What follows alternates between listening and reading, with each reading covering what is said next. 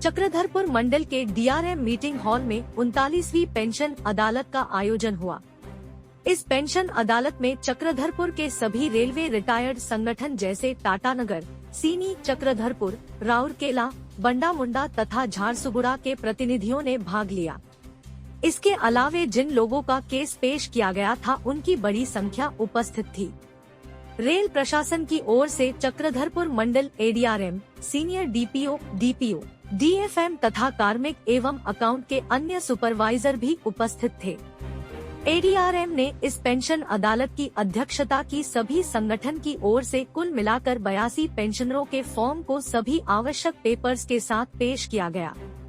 इनमें से ज्यादातर मामले रिवाइज्ड पीपीओ, पेंशन धारक या फैमिली पेंशन धारक की जन्म तिथि, नाम की स्पेलिंग तथा पति या पत्नी की मृत्यु के पश्चात पेंशन मिलने में देरी एवं अविवाहित, विधवा एवं तलाकशुदा महिलाओं को फैमिली पेंशन मिलने में हो रही दिक्कतें शामिल थी। इनमें से कुछ का निपटारा तो वहीं पर कर दिया गया तथा शेष के संबंध में त्वरित कार्रवाई का आश्वासन दिया गया। पेंशन अदालत बहुत ही सौहार्दपूर्ण वातावरण में संपन्न हुआ।